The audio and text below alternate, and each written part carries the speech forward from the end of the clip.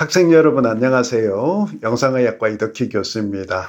오늘 이 시간은 신경혈관 중재 (Neurointervention)이라는 제목으로 한번 말씀을 해보겠는데요. 오늘 내용이 조금 길 수는 있는데 여러분들이 이걸 다 숙지하라고 제가 이 영상을 만든 건 아닙니다. 조금 생소할 수 있는 신경중재라는 것이 어떤 건지 하는 그런 개념을 조금 이해할 수 있는데 도움이 될 수 있게 구성을 하다 보니까 사진도 많이 들어가고 동영상도 좀 들어가고 이래서 좀 길어진 감이 있어요. 그렇지만 오늘의 학습 목표는 심플하게 좀 가져가고 싶어요. 일단 신경중재라는 게 그게 뭔가 하는 기본 개념을 좀 말씀을 드리고 싶고요. 또 대표적인 신경중재 시술인 출혈성 뇌졸중에 대한 그런 다양한 색전술의 방법 이런 것들을, 그 다음에 허혈성 뇌졸중은 또 재계통술을 많이 하고 있거든요. 이거를 어떻게 하고 있는지 하는 거, 그리고 이제 마지막으로 신경중재 시술을 받은 환자분들을 볼 때 어떤 점을 좀 감안을 해서 봐야 하는지 그런 기본 개념을 좀 이해할 수 있는 그런 시간으로 오늘 요 한 시간을 알차게 꾸려나갔으면 좋겠습니다. 그래서 너무 디테일한 대로 이렇게 신경 쓰지 마시고 기본 개념을 이해하고 거기 나오는데 이제 중간에 중요한 그런 키워드들이 있을 거예요. 그런 것들을 맛본다 이런 개념으로 오늘 같이 공부를 해봤으면 좋겠습니다. 자, 신경중재 시술 이게 뭔가 먼저 잠깐 한번 짚어보죠. 신경영상의학 그러면 신경계 두경부 척추를 다루는 그런 분야의 영상의학이죠. 그래서 사용하는 거는 엑스레이, 그리고 CT, MR, 울트라사운드, 그리고 오늘 주인공 격인 DSA 같은 거를 이제 영상에 사용하는 영역이고요. 진료 패턴은 뉴로 이미징, 헤드 앤 넥 이미징, 뉴로 인터벤션 이렇게 나누는데 그 관련된 여러 과들이 있습니다. 그래서 신경중재 그러면 이제 전통적으로는 이게 영상의학 영역이었기 때문에 인터벤셔널 뉴로 레디올로지 이렇게 불러왔었는데 요즘 이제 영상의학과 외에도 신경과나 신경외과 선생님들도 신경중재에 많이 참여를 하고 있습니다. 그래서 뉴로 인터벤션 이렇게 이제 많이 부르고 있어요. 그렇게 아시면 되고, 그 인터벤션이라고 하는 게 뭡니까? 인터벤션을 이제 프로시저 이렇게 얘기를 풀어서 할 수가 있는데, 이걸 사전적인 의미로 보면은 이미지 가이디드 프로시저로서 진단과 치료에 활용되는 그런 영역이다 이렇게 되어 있는데, 기본적으로 리얼타임 비주얼리제이션 툴이 필요하다는 거예요. 그래서 저희 영상의학과 의사들 같은 경우에는 엑스레이 플루로스코피를 굉장히 많이 쓰고요. 그래서 이 동영상 제가 준비한 게 바로 넥 쪽에 카로티드 아트리를 영상화한 다음에 그걸 리얼타임으로 보면서 그 엑스레이에 보이게 한 디바이스들이 저렇게 관찰이 되지 않습니까? 그래서 시술을 할 수 있는 거죠. 그래서 이런 방식으로 많이를 하고 있고, 내시경을 하는 내과 의사는 엔도스코피를 이용해서 인터벤셔널 프로시저를 하시는 거죠.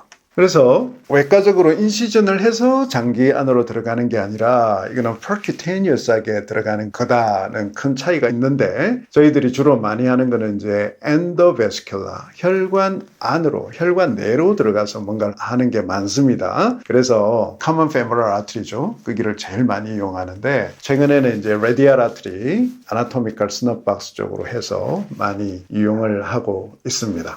이런 뉴로 인터벤션의 타겟은 말 그대로 브레인하고 스파이널 코드의 다양한 혈관들, 그리고 헤드 앤 넥의 스트럭처들, 그리고 스파인 이렇게 되겠습니다. 그리고 저희들이 많이 다루는 그런 병변은 앞에서도 얘기했듯이 이스케믹 리전과 헤모리직 리전이 있는데 모두 이제 베스큘러 리전들인데요. 그 외에도 다양한 그런 병변들이 존재하게 되겠습니다. 그래서 이스케믹 리전 하면 뭐 어떤 게 있죠? 아테로스크로틱 스테노클루시브 리전, 그리고 또 thromboembolism 엠볼리즘, 주로 이제 카디오 엠볼리즘이 많죠. 클래시 많이 날아가요. 슈프라이올틱으로 해서 이렇게 날아가면 결국 스트로크가 되죠. 이제 그걸 우리가 트롬백토미를 한다든지 뭐 이런 식으로 해서 치료를 하고 있는데, 이 경우는 대개 이제 재개통 치료죠. 클래스를 제거를 한다든지 협착으로 좁아진 데를 넓힌다든지 하는 그런 거죠. 그래서 리바스큘라리제이션, 재개통술 이렇게 표현을 합니다. 그 다음에 이제 헤모리직 리전인데, 저희들이 진료 특성상 제일 많이 하고 있는 게 cerebral aneurysm 트리트먼트예요.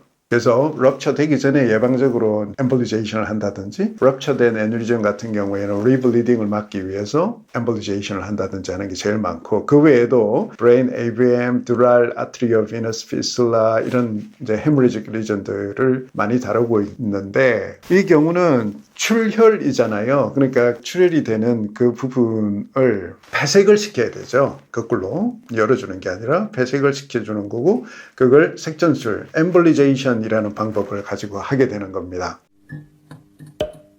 자, 그러면 이제 세레브럴 엔지오그래피라는 거에 대해서 말씀을 해봐야 되는데요.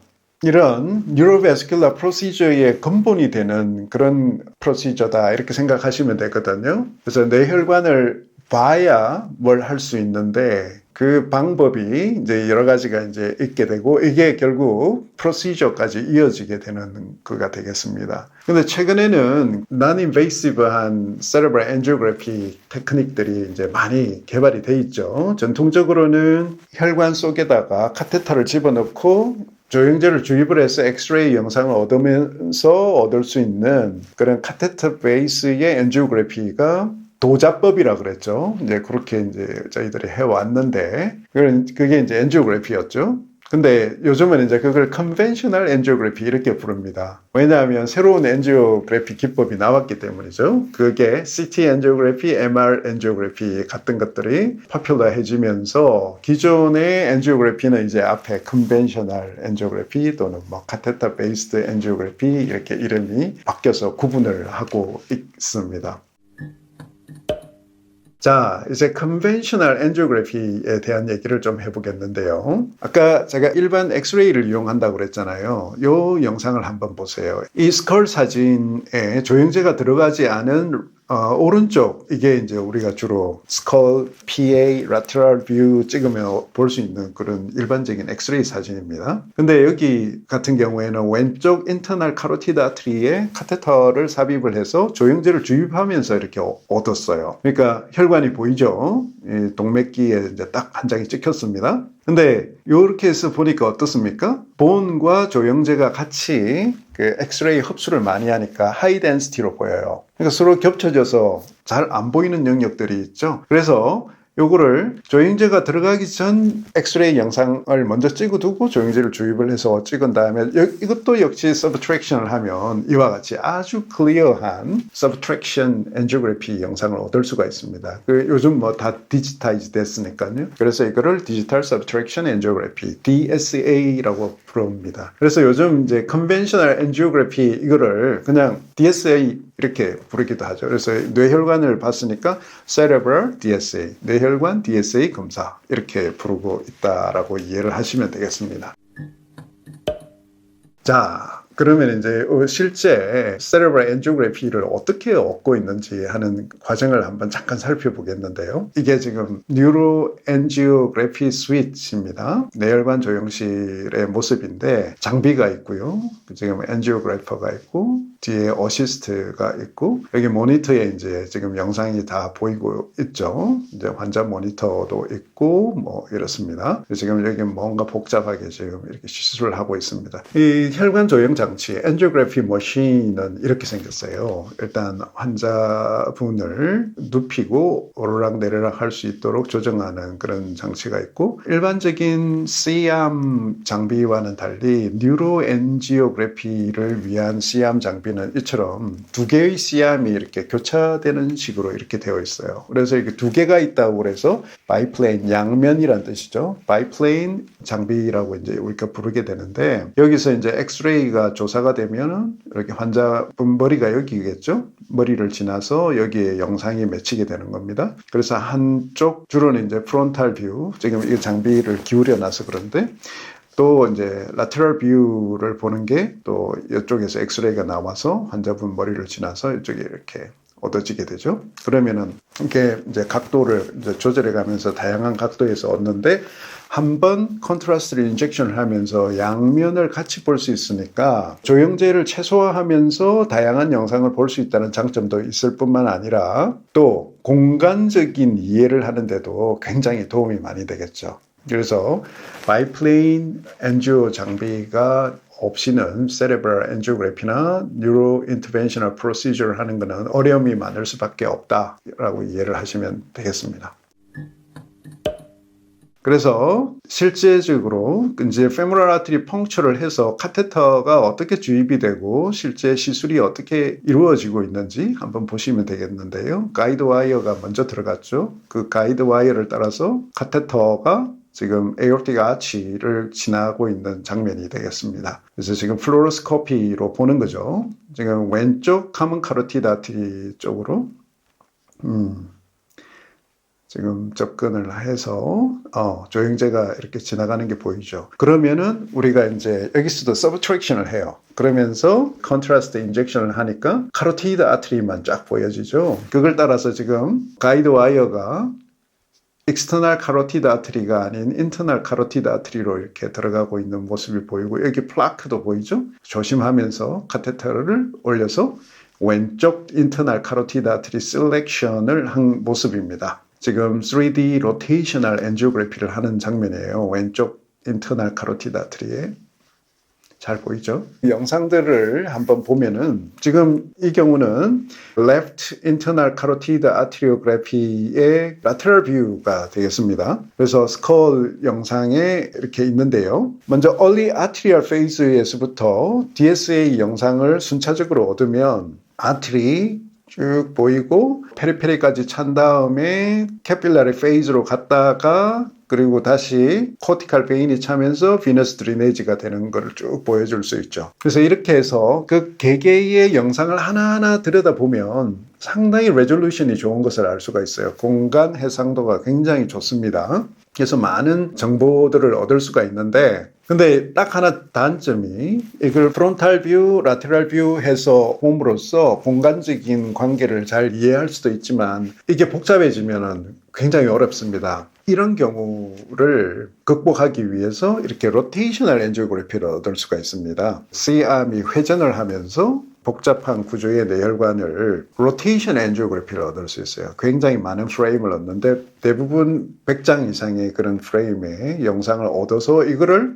3차원으로 재구성을 하게 되면 소위 말하는 3D 엔지오그래피, 3차원 혈관 조형 영상을 얻을 수가 있습니다. 그래서 이런 식으로 2D 엔지오그래피에서는 지금 이렇게 MCA 바이피케이션 쪽에 왼쪽 인터널 카로티드 아티리오그램의 MCA 바이피케이션 쪽에 지금 뭔가가 라운드한 게 보입니다. 근데 이걸 확대해 보면 이런 식으로 보이죠. 그래서 이게 코티칼 아트리들 브랜치 되는 거와 어떤 관계에 있는지 병변이 정확하게 어떻게 생겼는지 잘 모르겠죠. 그래서 이걸 3D 로테이셔널 엔지오그래피를 해서 보면 위쪽으로 지나가는 프론탈 코티칼 아트리하고 어떤 관계에 있는지 이렇게 잘 볼 수가 있고 각도를 이렇게 또 원하는 대로 돌려봄으로써 여기는 이제 동맥류죠. 동맥류의 크기가 얼마나인지 그리고 디테일한 모양이 어떻게 생겼는지 브랜치 베슬하고 넥의 관계가 어떤지 이런 걸 잘 볼 수가 있죠. 그래서 이런 3D 엔지오그래피가 우리가 사용할 수 있게 됨으로써 이 뇌혈관 질환의 진단과 치료에 있어서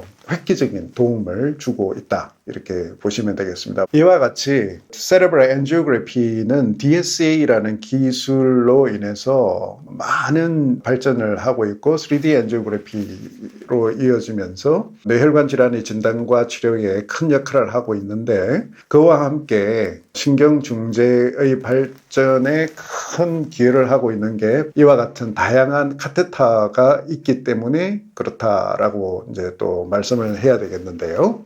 이런 진단용 카테터뿐만이 아니라 시술에 사용되는 여러 가지 복잡한 그런 카테터들이 존재해서 다양한 시술을 할 수 있게 해주고 있습니다. 자, 이제 이렇게 해서 전반부 내용은 좀 이제 마무리가 된 것 같습니다. 후반 시간은 Neurointerventional Procedure, 신경중재 시술이 실제 어떻게 이루어지고 있는지 하는 거를 한번 이제 말씀을 할 텐데요. 대표적인 질환인 Cerebral Aneurysm, 뇌동맥류부터 먼저 한번 살펴보겠습니다. 여러분, Cerebral Aneurysm의 definition은 뭡니까? 그러니까 뇌혈관이 정상 그런 모양보다 이렇게 조금이라도 튀어나와 있는 부분이 있으면은 그게 이제 애뉴리즘이다 이제 이렇게 얘기를 하죠. 에티올로직하게 여러 가지 원인이 있는데 가장 흔한 것이 베리 애뉴리즘이 되겠죠. 그 외에도 이제 아테로스크로틱 애뉴리즘, 다이섹팅 애뉴리즘, 마이코틱 애뉴리즘 등등 여러 가지가 존재합니다. 정상적인 뇌동맥의 세층의 구조가 얇아져 있는데 특히 그 미디아층이 굉장히 얇아서 혈관이 약하고 염증에 잘 노출될 수 있고 그렇습니다. 그래서 그 결과 이제 파열이 되면 출혈을 일으키고 서브아크노이드 헤머리지 원인이 되는 거죠. 그래서 이런 ruptured aneurysm 같으면은 그걸 클리핑을 하든지 뉴로 인터벤션 프로시저를 통해서 엠볼리제이션이나 이런 걸 해서 리블리딩을 막는 게 중요한데요. 문제는 최근에 그런 rupture 되지 않은 상태의 애뉴리즘이 다양한 영상 기법, 이 해상도도 좋아지고 접근성도 좋아지고 이러면서 너무 많이 발견된다는 게 문제입니다. 실제 이제 이거는 몇 년 전에 서울 아산병원 데이터로 한번 정리를 해본 건데 건강검진에서 우연히 발견된 증상 아무것도 없고 그냥 우연히 발견된 언럽처드 애뉴리즘을 남녀 연령대별로 이렇게 한번 조사를 해봤더니 60, 70대가 넘어가면서 남성도 거의 2%, 여성 같은 경우에는 2%를 넘죠. 3%에서 80대 이상에서는 거의 7%까지 이렇게 나오더라는 겁니다. 그래서 평균적으로 한 2 내지 3%의 unruptured aneurysm prevalence가 있다는 거예요. 여러분들 지나가는 100사람이 MR 엔지오그래피를 해주면은 그 중에 2~3명이 언럽처드 애뉴리즘이 나온다는 겁니다. 그래서 이런 언럽처드 애뉴리즘의 경우에는 그 자체는 뭐 문제가 되지는 않죠. 근데 문제는 이게 럽처가 되면 서브아크노이드 헤머리지라고 하는 아주 클리니컬 컨시퀀스가 안 좋은 그런 상황이 될 수 있기 때문에 이걸 예방적으로 치료를 할 거냐 말 거냐 하는 거가 상당히 큰 임상적인 고민거리입니다. 그거에 대해서도 앞으로 많은 논의가 좀 필요할 것 같기는 해요. 이런 동맥류들이 있는 경우에 rupture aneurysm인 경우에는 당연히 이제 우리가 재출혈을 막기 위해서 치료를 해야 되고요. 근데 이제 unruptured aneurysm은 이 unruptured aneurysm을 그대로 놔뒀을 때 natural course가 어떻게 될지, rupture 리스크가 얼마나 되는지 하는 그런 것과 그리고 이 애뉴리즘을 치료했을 때 부작용이 또 어느 정도 나타날 수 있는지 하는 걸 잘 우리가 웨이팅을 해서 치료를 하는 게 좋겠다라고 판단이 된 경우에 이제 치료를 하게 되는데 그 치료 옵션은 2가지입니다. 하나는 전통적인 클리핑 방법이 있고 또 하나는 신경중재를 통한 혈관 내 색전술을 하는 방식이 있겠죠. 그래서 클리핑 또 이렇게 카테터를 이용해서 이렇게 혈관 내 색전술을 하는 그런 방법이 있고 아주 복잡한 경우에는 이제 같이 협력을 해서 치료를 하는 그런 경우도 있는데 어쨌든 2가지 큰 방법이 있는데 어떨 때 클립을 하고 어떨 때 코일을 할 거냐 하는 것도 사실은 여러 가지를 또 고려를 해야 됩니다. 병변의 위치나 크기 그리고 환자분의 특성 이런 것들을 다 고려를 해서 이제 결정을 하게 되는데 이때 이제 고려되는 게 각 프로시저의 세이프티와 이펙티브니스가 그 상황에서 어떤지 그리고 이게 이 애뉴리즘을 롱텀하게 가져갔을 때 리커가 얼마나 또 될 것인지 하는 거를 감안을 해서 우리가 결정을 하게 되는데요. 여러분들 쉽게 생각해도 클리핑은 확실하게 치료를 할 수 있는 방법이에요. 크라니오토미를 한다는 큰 부담이 있기는 하지만 일단 클립이 잘 되면 듀러빌리티가 굉장히 좋은 거죠. 잘 재발을 안 한다. 근데 그 반면에 이제 색전술 같은 경우에는 일단 접근성은 좀 좋아요. 그죠? 혈관 안으로 들어가니까. 근데 문제는 이게 클리핑 방법과 비교해서는 롱텀하게 리커하는 경우가 조금 더 많다는 겁니다. 그래서 보통 한 2 내지 4% 정도의 리커 레이트를 얘기를 하는데요. 그래서 동맥류가 리커를 잘하게 생겼다 이러면 처음부터 클립을 하는 게 좋겠죠? 근데 그렇지 않은 경우에는 당연히 크라니오토미를 피하는 방법으로 치료를 해줄 수 있다면 환자분들한테 굉장히 좋을 것입니다. 예시 경우를 한번 보겠습니다. 61세 여자분인데 갑자기 심한 두통이 발생해서 내원을 했어요. CT를 바로 찍었는데 이처럼 베이잘 시스템에 서브아크노이드 헤머리지가 있는 것이 확인이 됐습니다. 이렇게 별 모양으로 딱 보이죠. 지금 벌써 어큐트 하이드로세팔루스가 조금 왔어요. 이런 acute subdural hemorrhage에 의한 headache, 뭐라고 그런다 그러죠? thunderclap headache이라고 그런다 그랬죠. 벼락 두통, 천둥성 두통, 이런 식으로 표현을 하는데요. 정말 극심한 두통을 경험을 하게 됩니다. 그래서 요즘 이제 가장 initial diagnostic imaging tool은 CT angiography예요. 이런 분들에서 바로 해보니까 볼륨 렌더링 이미지에서 어떻습니까? 울퉁불퉁하게 생긴 ICA의 애누리즘이 관찰됩니다. 그래서 이걸 엔지오그래피를 바로 하면서 보니까 posterior communicating artery가 나가는 그 위치에서 생긴 길쭉한 그런 모양의 애누리즘입니다. ruptured 애누리즘이죠. 3D 엔지오그래피까지 해서 보니까 이처럼 넥은 상대적으로 그렇게 넓지는 않은데 아주 울퉁불퉁하게 생긴 아주 모양이 안 좋은 그런 동맥류가 발견이 됐습니다. 그래서 코일 엠볼리제이션을 결정을 했고요. 혈관 안으로 이제 카테터를 넣어서 코일을 삽입하는 방식입니다. 예시 그림이 그려져 있는데 굉장히 부들부들하고 부드럽고 그렇습니다. 그래서 이거를 순차적으로 그 동맥류 안에 이렇게 하나, 둘, 몇 개 넣으니까 어떻습니까? 조영제가 이제 스태그네이션이 되는 걸 볼 수가 있죠. 꽉 채워놓고 페어런트 아트리와 브랜치 베슬이 모두 좋은 것을 확인을 하고 이제 시술을 종료한 모양이 되겠는데요. 코일이 들어가는 모습을 한번 동영상으로 한번 보시죠. 지금 마이크로 카테터가 이미 애뉴리즘 안으로 들어가 있습니다. 마크 보이죠? 지금 코일이 들어가는 겁니다. 자, 코일이 첫 루프 들어가고 두 번째 루프 들어가는 게 보이죠. 저런 식으로 코일을 지금 첫 번째 게 들어가는 장면이고요. 그래서 이걸 이제 디터치어블 코일이라고 그러는데요. 지금 코일을 집어넣고 마음에 안 들면 또 다시 이렇게 뺄 수가 있는 거죠. 넣었다 뺐다 해서 마음에 드는 모양으로 들어갈 때까지 계속 반복해서 할 수가 있어요. 그래서 마음에 드는 모양으로 들어가면 디태치먼트를 하게 됩니다. 이제 이 위치가 밀어주는 와이어와 코일의 경계가 되는 부위고 디태치 존이에요. 여기 이제 다 들어가면은 디태치를 하고 그 다음 코일 또 넣고 이래서 꽉 채우게 되는 거거든요. 다 넣고 나서 여기 이제 코일 매스가 이렇게 형성이 된 거고요. CT를 찍어보면 이처럼 코일이 플래티눔이라고 하는 백금으로 되어 있어요. 그래서 이게 엑스레이 흡수를 엄청나게 많이 해서 불투가 합니다. 그래서 이처럼 별 모양의 태양 광선처럼 이렇게 보이거든요. 그러니까 주변에 영상이 잘 안 돼요. 그래서 이런 게 CT의 영상이 잘 얻기 힘들다 하는 게 또 코일 엠볼리제이션의 단점이 되기도 합니다만은 시술은 잘 된 것을 확인을 할 수가 있고요. 그래서 이런 코일이 아까 처음에 본 거는 이렇게 생긴 심플한 모양의 코일이었는데 다양한 형태의 그런 코일들이 있어서 시술의 결과를 조금 더 어려운 병변에서도 우리가 코일 색전술을 잘 할 수 있는 기반들이 잘 형성이 되어 있습니다. 자, 완전히 새로운 중대적 치료 접근으로 동맥류를 어떻게 치료하고 있느냐. 이 경우는 보면 동맥류 자체는 건드리질 않았죠.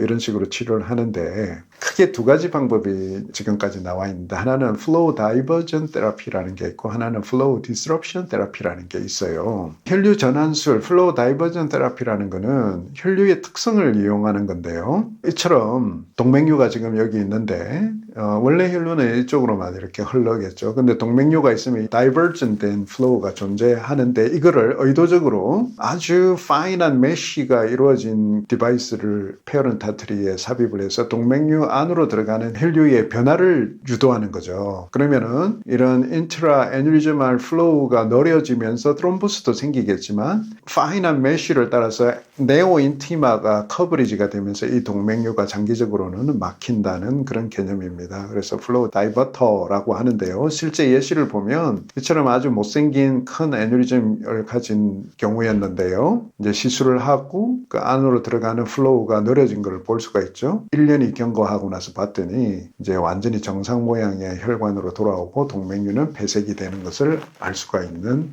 그런 상황입니다. 그래서 flow diversion therapy 굉장히 큰 기존 방식으로 치료하기 힘든 동맥류를 치료하는데 큰 도움을 받고 있지만 SH나 이것처럼 이미디어트하게 색전술이 필요한 그런 경우에는 쓸 수 없다는 단점이 있습니다. 그 다음에 하나가 이제 flow disruption, 혈류 제한술이라고 하는데요. 동맥류처럼 생긴 이런 파인한 메쉬를 가진 거를 동맥류 안에 이렇게 아예 삽입을 해버리는 거죠. 그렇게 함으로써 혈류가 들어가는 걸 디스럽션 시키는 방식으로 해서 치료를 하고 역시 마찬가지로 여기 입구 쪽에 네오인티마가 덮이게 함으로써 치료하는 방식이 플로우 디스럽션 테라피가 되겠습니다. 그 다음에 이제 출혈 질환 중에 또 대표적인 게 그렇게 흔하지는 않아요. 브레인 AVM인데요. 브레인 AVM이라는 거 어떤 겁니까? 그렇죠. 이 다이어그램이 잘 보여주는데 기본적으로 어브노멀한 vascular mass가 형성이 된 질환이고 동맥과 정맥 사이에 인터비닝 하는 혈관은 뭡니까? 캐필라리죠. 잘 안 생긴 겁니다. 특히 정맥 쪽 가까운 캐필라리에 문제가 생기는 거라고 보는 건데요. 선천적 소인을 가지고 태어나서 그 특정 부위가 이제 후천적으로 어브노멀한 vascular mass를 형성을 하고 저게 정상적인 캐필라리가 아니기 때문에 아트리가 베인으로 캐필라리 통하지 않고 바로 션트돼서 나가는 그런 상황이라고 봐야 됩니다. 그러다 보니까 혈류가 점점 증가해서 나이두스 혈관이 더 커지고 혈류도 많아지고 이러면서 모양이 변화가 오면서 저기가 럽처가 일어나게 되는 그런 출혈성 질환의 대표적인 그런 병변이 되겠는데요. 이 경우 얘를 보면서 어떻게 우리가 하고 있는지 한번 보죠. 젊은 여성이었고 갑작스럽게 심한 두통을 일으켰고 시저까지 하면서 응급실로 왔고 CT를 찍었더니 이렇게 ICH가 생기고 IVH, ventricle 쪽으로도 헤모리지가 생겼으며 심한 브레인 스웰링이 있는 그런 상태죠. 그래서 CT를 바로 찍어보니까 이처럼 vascular mass가 있고 어브노멀하게 딜라테이션 된 혈관이 있습니다. 아, 이것만 봐도 여기 있는 작은 브레인 AVM이 럽처가 일어나서 ICH와 IVH를 만들었다라고 생각을 할 수 있겠죠. 그래서 바로 CT 엔지오그램 얻은 거를 3차원 재구성을 해보니까 이렇게 길쭉하게 생긴 작은 AVM이 발견이 됐습니다. 그래서 혈관 조영술을 해봤더니 출혈은 여기 이렇게 작은 부분에서 생겼어요. 이렇게 보이죠? 모든 브레인 AVM이 다 이제 치료의 대상이 되는 것은 아니고요. 왜냐하면 트리트먼트에 따른 컴플리케이션도 굉장히 높은 그런 질환이기 때문에 그렇습니다. 그래서 아주 셀렉티드 케이스에서 서저리나 출혈된 부위를 막아주는 색전술을 통해서 또 치료할 수 있다고 그랬죠. 그거를 엠볼리제이션을 할 수가 있고 또 감마 나이프 라디오 서저리라는 걸 할 수가 있습니다. 이런 부분은 이제 다른 신경외과 쪽에서 이제 같이 얘기를 들으시고요. 어쨌든 이런 세 가지 방법을 이용해서 멀티디스플리너리 어프로치 로 해서 치료를 하게 되는데 브레인 AVM이 문제가 되는 거는 에이심토마틱한 경우도 많아요. 그래서 요즘은 이제 인시덴탈한 AVM도 있고 또 하나는 헤데익을 자주 일으킨다는 게 이제 문제가 될 수가 있고 그 다음에 시저의 원인이 될 수도 있고 이 환자에서처럼 럽처가 되면 ICH 같은 헤모리지가 문제가 될 수가 있습니다. 그래서 이 AVM이 어떤 문제를 일으키고 있느냐에 따라서 이제 치료 접근법이 달라질 수도 있고 그리고 AVM의 크기가 어느 정도 되냐, 위치가 어떠냐, 혈관 조영술에서의 AVM의 모양이 어떻게 생겼느냐 그런 것들을 다 고려를 하고 그리고 환자 팩터까지도 또 다 우리가 고려를 해서 치료를 할 것이냐 말 것이냐 치료를 한다면 어떻게 할 거냐 그리고 치료의 목표를 어떻게 잡을 거냐 완전히 제거하는 데까지 갈 거냐 아니면 출혈이 덜 되게 할 거냐 아니면 정상만 완화시켜주는 대증요법으로 갈 것이냐 하는 것들을 다 이제 우리가 결정을 해서 치료를 해야 되거든요. 실제 예를 한번 보시면 아까 처음에 봤던 경우죠. 이 경우는 브레인 AVM 여기 있죠. 실제 이제 이거는 큐러티브 엠볼리제이션을 시도해 보는 경우가 되겠는데요. 카테터 큰 거를 ICA 저 높은 데까지 간 다음에 또 작은 카테터 놓고 그 안으로 더 작은 미세 카테터를 이용해서 이제 진입을 하는 모양입니다. 그래서 메이저 피더 안으로 지금 마이크로 카테터가 지금 들어갔어요. 그러고 나서 이제 우리가 리퀴드 엠볼링 머티리얼이라는 걸 이제 쓰게 되는데요. 아주 작은 마이크로 카테터 안으로 코일이 아니라 리퀴드예요. 폴리머로 된 리퀴드 엠볼링 머티리얼이 액상으로 되어 있어서 주입은 되는데 이게 타겟 혈관 안으로 들어가면 굳게 되어 있는 엠볼링 머티리얼입니다. 그래서 실제 엠볼링 머티리얼에 이제 레디오 오페시티가 들어간 물질을 섞어놨거든요. 그래서 보이게 함으로써 우리가 이제 병변 안에서 지속적으로 지금 주입을 하면 엠볼리제이션이 일어나는 걸 볼 수가 있는데요. 지금 어떻습니까? 아주 페인트하지만은 지금 엠볼리제이션이 일어나고 있는 게 보이죠? 그래서 이런 걸 피더 안에서 계속 주입을 계속 하게 되면 결국 ABM 나이더스 안을 그 엠볼링 머티리얼로 가득 채울 수 있게 되고 비정상적인 혈관을 제거할 수가 있게 되는 겁니다. 그래서 이와 같이 완전히 큐러티브 엠볼리제이션을 할 수 있는 럭키한 케이스가 되겠습니다. 근데 모든 경우가 다 이렇게 될 수는 없고요.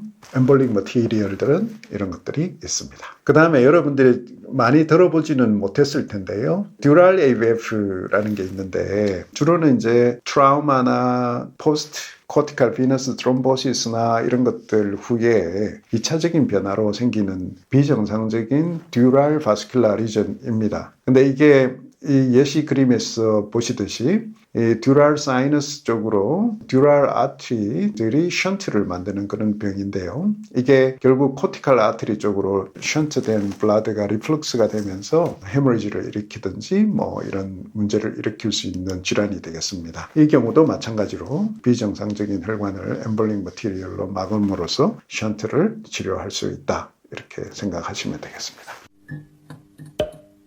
이제 마지막 이스케믹 스트로크 트리트먼트에 관한 내용인데요. 정례를 먼저 한번 보시죠.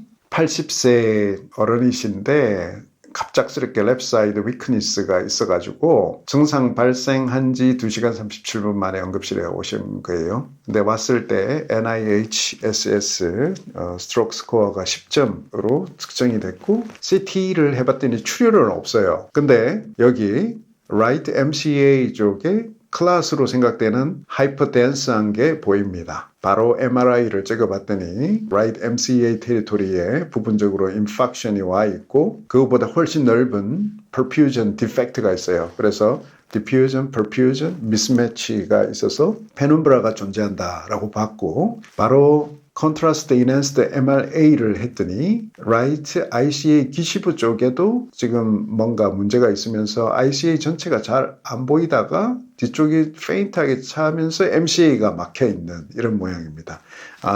right carotid artery stenosis 있다가 이게 트롬보시스가 같이 발생하면서 막히고 저 클랏 일부가 디스탈인 MCA 쪽에서 지금 막혀 있는 그런 상태다라고 진단을 했습니다. 그래서 혈관 조영술을 해봤더니 역시 오른쪽 카로티드 아테리오그램에서 ECA는 잘 보이는데 ICA가 입구부터 잘 안 보이는 것을 알 수가 있습니다. 이 MCA는 ICA에서 생긴 클랏이 날아온 것이 분명하기 때문에 트롬펙토미를 해주면 열 수 있겠죠. 그 방법은 이처럼 합니다. 이렇게 카테터를 이렇게 이런 방식으로 클랏까지 진입을 시킨 다음에 이런 스텐트처럼 생긴 클랏 제거 장치, 클랏 리트리버라고 이렇게 부르는데요. 이거를 이용해서 제거를 할 수 있습니다.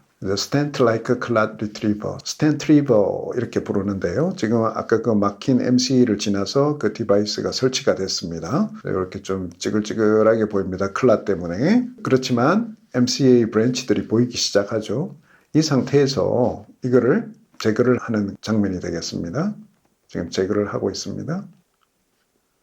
디바이스가 나오고 이제 조금 통증이 있을 수 있습니다. 지금 완전히 제거됐고 제거를 하고 봤더니 클랏이 이처럼 걸려 나온 것을 알 수가 있고 이런 스텐트리버는 지금 현재 다양한 형태로 있어서 트롬벡토미를 하는 데 있어서 많은 도움을 받고 있습니다.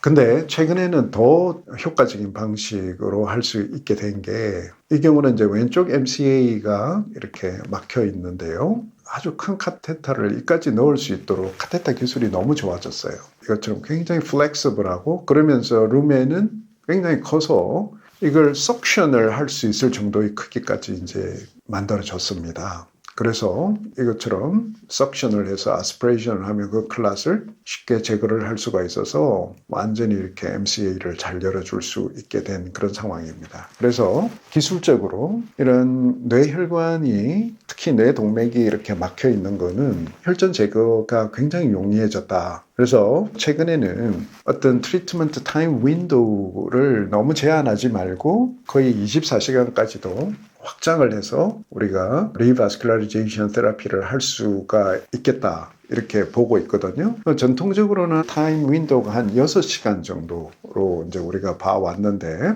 실제 인파기 굉장히 빨리 프로그레션 해서 6시간 이후에는 베네핏이 없는 그런 분들도 있지만은 상당수는 콜라테랄이 어느 정도 있어가지고 굉장히 좋은 경우에는 24시간까지도 페numbra가 존재하고 이때는 열어주면 베네핏이 있고 그렇다라고 이제 주장들을 많이 하고 있고 이제 그거를 뒷받침하는 연구 결과들도 많이 나고 있습니다. 그래서 acute ischemic stroke 같은 경우에는 IVTPA도 정말 유용한 급성기 치료 방법이지만 점점 혈전 용해제를 사용하지 않으면서 클랏을 제거해내는 방법들이 많이 발전하고 있기 때문에 어떤 분들을 얼마나 신속하게 시술을 해서 재개통을 시켜주느냐 하는 그런 페이션트 트리에이지와 로지스틱이라 그러거든요. 이게 더 중요해지는 그런 시점이 되었습니다.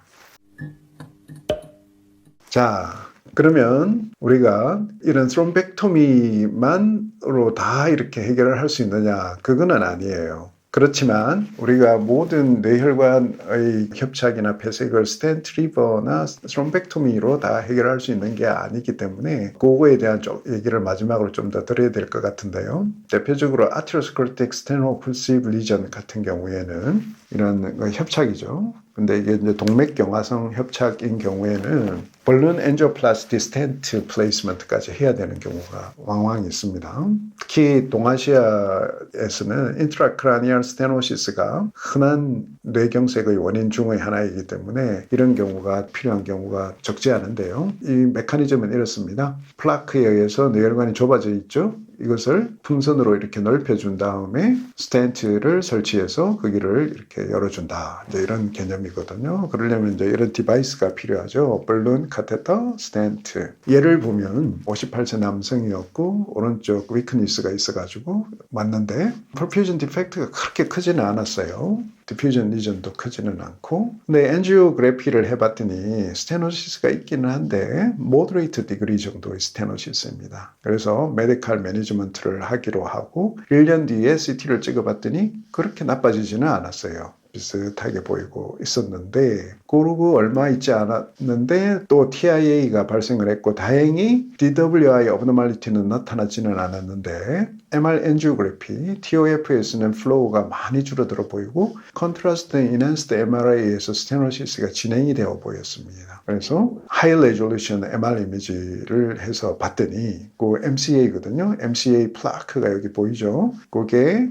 조형 증강이 되고 있어서 아주 티피컬한 아테로스클로틱 플라크이고 이게 문제가 될 수 있다. 왜냐하면 TIA를 일으켰고 진행을 했다는 점에서 엔지오플라스티 스텐팅이 필요하다고 보고 이렇게 카테트리제이션해서 들어가서 볼룬으로 넓혀주고 스텐트 보이죠? 스텐트 시술을 하고 열어준 그런 경우가 되겠습니다. 또 다른 예를 한번 보면 77세 남자고 그럴 때 자꾸 왼쪽으로 몸이 쏠린다 그래서 MRI를 했는데 여기 보면 작은 코로나 레데타 리전들이 생기기 시작하고 오른쪽 경동맥 시작 부위가 매우 좁아져 있죠. 그리고 플로우도 떨어져 있는 그런 모양입니다. 인트라크라니얼 어브노말리티는 잘 보이지는 않아요. 근데 이런 경우에는 이게 이제 이분의 사진은 아닌데 이런 카로티드 아트리 스테노시스 같은 경우에는 플라크 볼륨이 플라크 버든이다 이렇게 이제 표현을 하는데 그 플라크 버든이 굉장히 큽니다. 이렇게 지저분하고 그래서 이제 우리가 요거 엔다테렉토미를 해서 제거를 함으로써 리바스큘라리제이션을 하게 되잖아요. 근데 이걸 이제 스텐트나 블론 엔지오플라스티를 하게 되면 이 플라크를 건드리게 되죠. 그러면 이게 프래그멘테이션이 되거나 이러면은 디스탈이 어디입니까? MCA나 ACA 쪽이 되겠죠. 그쪽으로 엠볼리즘이 생기면 문제가 될 수 있기 때문에 우리가 이런 경우는 리바스큘라리제이션을 할 때 굉장히 주의를 해야 되는데요. 그 이유가 이런 겁니다. 엔지오플라스티를 하는 동안 이렇게 플라그먼트가 생길 수가 있어요. 혈전도 생기고 아주 이런 데브리들이 많이 나올 수 있기 때문에 시술은 잘 됐는데 나중에 보면 작은 인팍들이 생길 수가 있어서 이걸 예방하기 위해서 스텐트 프로시저 하는 저 위쪽에다가 필터를 이렇게 설치하는 그런 프로텍션을 해서 시술을 하고 있습니다. 그래서 디지털 안티 엠볼릭 디바이스라고 그래요. 그래서 실제 예시를 보시면은 왼쪽 프록시말 ICA가 심하게 좁아져 있는 그런 경우였거든요. 이것처럼 지금 여기 보면 여기 필터 디바이스를 지금 설치를 해서 프로텍션을 해놓고 풍선으로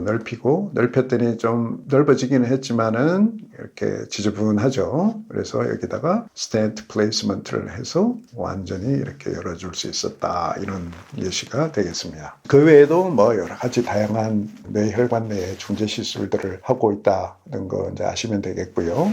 자, 이제 학습 목표 마지막 꼭지입니다. 이런 신경중재 시술, 특히 스텐트가 들어가는 시술을 한 경우에는 이 스텐트가 재내피화가 이루어지기 전까지는 트롬보시스의 리스크가 있죠. 특히 이제 플레이틀렛 애그리게이션이 문제가 될 수가 있기 때문에 듀얼 안티플레이틀렛 레지멘을 장기간 쓰게 됩니다. 보통 재내피화가 이루어지는데 필요한 기간이 8주에서 10주 정도 된다고 보거든요. 그 이상은 좀 써줘야 되겠죠. 그런 경우에는 치과 발치라든지 내시경이라든지 다른 서지컬 프로시저를 받는 데 제한이 있을 수가 있죠. 그래서 그런 거를 잘 감안을 해서 이제 환자분의 상담을 해드릴 필요가 있고요. 또 하나는 각종 이런 프로시저가 금속 기구들이 삽입되는 경우들이 이렇게 많죠. 그래서 이게 되게 이제 영구적으로 삽입되어 있게 되는 경우가 많은데 이게 영상 검사에 영향을 줄 수가 있습니다. 그 이후에 이루어지는 영상 검사에서 예를 들어서 이제 아까 예시에서 봤지만 코일 매스가 CT를 하니까 어때요? 아주 심한 인공물이 발생해서 영상이 굉장히 퀄리티가 떨어졌었죠. 그런 거라든지 그다음에 이제 스텐트 했을 때도 아까 페로매그네틱한 그 정도에 따라서 영향을 많이 줄 수 있다고 했는데 예시들을 한번 보죠. 이런 플래티넘 코일 같은 경우에는 CT를 찍으면 이렇게 된다 그랬죠. 근데 MRI를 찍으면 이 부분인데요. 여기 지금 코일이 있는 부분인데 전혀 영향을 받지 않습니다. 그래서 코일 엠볼리제이션 이후에 애뉴리즘 재발을 관찰하는 데는 MR 엔지오그래피가 최적이다. 이렇게 이제 생각을 하고 계시면 되고요. 또 상식적으로 여러분들 아셔야 되는 거 이처럼 애뉴리즘 클립 같은 경우에는 말이죠. 상당히 페로매그네틱해요. 과거의 거는 우리가 MR 검사를 못할 정도로 심한 페로매그네틱한 머티리얼 예를 들면 스테인리스 스틸 같은 걸로 이렇게 만들어졌는데 요즘은 이제 티타늄이라는 합금으로 이제 많이 만들고 있는데 그래도 이런 심한 아티팩트가 나타나서 애뉴리즘 재발을 보는 데는 MR 엔지오그래피는 적절하지 않습니다. 그래서 클립이 있는 경우에는 CT 엔지오그래피가 더 낫다 생각하시면 되겠고요. 이제 요약하겠습니다. 신경중재란 뭐냐? 신경영상의학의 한 분야고요. 그리고 실시간 영상 기법을 이용해서 프로시저를 하는 거고 다양한 뇌혈관 질환의 치료에 활용이 되고 있는데 주로는 출혈성 질환의 대표 질환인 뇌동맥류와 뇌동정맥 기형 등의 색전술을 많이 하고 있고 또 최근에는 급성 뇌경색이나 두개강 내 동맥 협착 등의 재계통 치료를 하는 허혈성 질환의 시술도 많이 하고 있다. 이렇게 요약을 할 수가 있고요. 중재 시술 이후에는 코일을 비롯한 영구적 색전 물질이 있는 경우에는 영상 검사에 영향을 아주 많이 줄 수가 있기 때문에 이제 MR 엔지오그래피를 하는 게 필요하다 그랬죠. 그다음에 스텐트 등도 이런 MR 영향을 많이 받을 수 있기 때문에 스테노시스 있었는데 시술한지 모르고 그 MRI를 보면 어떻게 될까요? 이상이 있다 이렇게 잘못 판단할 수 있겠죠. 이제 그런 것들도 이제 상식적으로 좀 감안해서 이제 환자를 보는 게 필요하겠고, 또 이제 마지막으로 스텐트 시술이 되어 있는 경우에는 항혈소판제의 사용이 장기간 필요할 수가 있고, 특히 이제요법을 사용하는 경우에는 다른 시술이나 검사들을 결정할 때 주의를 할 필요가 있겠습니다. 그래서 이상과 같이 해서 지금 현재 신경중재 시술이 어떤 상태에 있는지 하는 것에 대해서 여러분들한테 아주 기본적인 것부터 해서 혈관 조영술부터 그리고 지금 현재의 상태까지 이렇게 말씀을 드렸는데요. 최근에는 AI나 로보틱스 기술들도 신경중재 영역으로 많이 들어오고 있습니다. 앞으로 이 분야가 어떻게 발전할지 하는 거는 여러분들이 의사가 됐을 때 조금 더 새로운 관점에서 신경중재를 보게 되지 않을까 하는 그런 생각도 드는군요. 장시간 시청하느라고 고생했습니다. 수고했습니다.